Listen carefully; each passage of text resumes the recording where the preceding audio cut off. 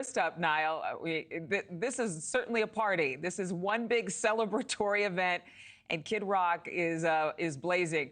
Right now, though, when you think about the guest list, not just those who are appearing on stage with the president-elect, but he's invited heads of state, including the counterpart to J.D. Vance, China's vice president, which is quite remarkable considering our connections, our ties, and our troubles with China.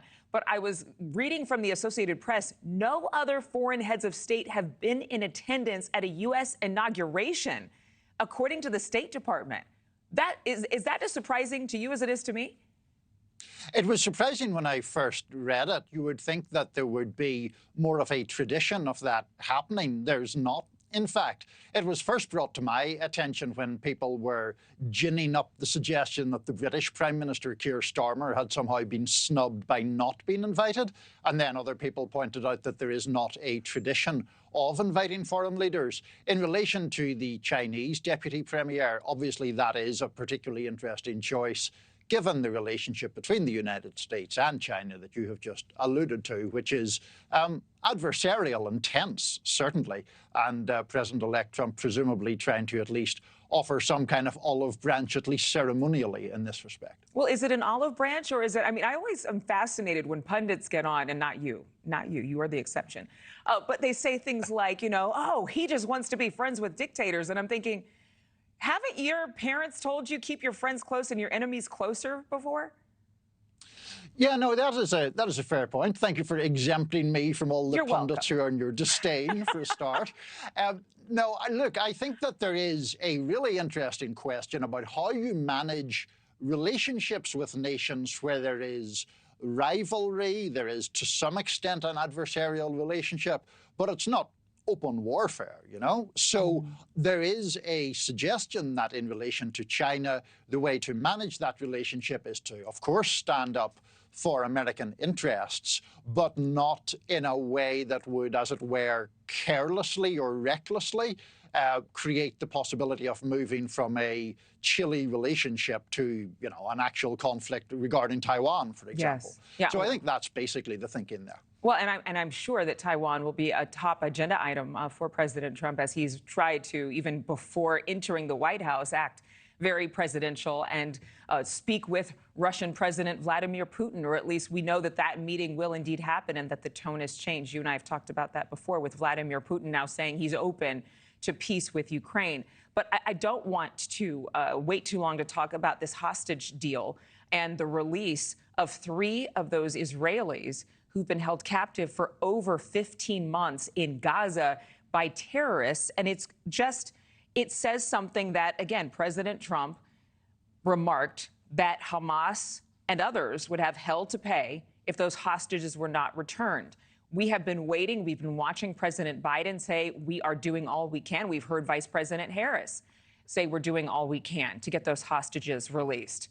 So, I mean, clearly this is a big win for the incoming president. Yes, I think it is. I don't think there's any question about that. In fact, it's one of these rare occasions when people of a liberal or left persuasion have accepted that it is a win for him. I think it's completely fair, of course, to use the hell to pay quote. But you and I were mentioning yesterday, there is also the suggestion that the Trump administration put some pressure on Israeli Prime Minister Benjamin Netanyahu to actually sign up for this deal and to stop dragging his feet on it.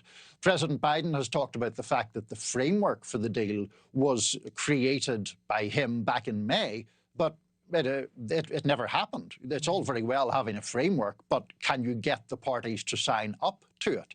That has only happened very recently, and certainly Steve Witkoff, the incoming president's envoy to the Middle East, appears to have something to do with that, had something to do with it, in part by telling Netanyahu it was time to get on board. I think there are so many Americans who just want Republicans and Democrats to work together. And it seems as though, at least from our, very high up view, we wish we were flies on the wall. Inside of those negotiations, both the Biden administration and the Trump administration worked with negotiators to get this peace deal through and to stop the fighting so that we could do this exchange. Frankly, one that benefits Hamas and Palestinians much more than it does Israel. 2,000 prisoners being released back into Gaza with their records wiped clean, and they cannot be retried for the crimes that they were tried for in Israel. So when you think about that, you say, if this is a success, can we work together on other vantage points and other priority items in this incoming administration? Democrats, Republicans, independents, all together. Sure. I mean, President Biden did say that both his team and the Trump team had worked pretty much in unison to get this deal done. Who, got the better of the deal is a debate that can run for years and years and years, and I suspect it will be something that is ultimately adjudicated by the history books. But certainly this example of there being some level of cooperation between the outgoing Biden administration and the incoming Trump administration. Thanks so much for watching. Go to joinnn.com to find NewsNation on your television provider. And don't forget to click the red subscribe button below to get more of NewsNation's fact-driven, unbiased coverage.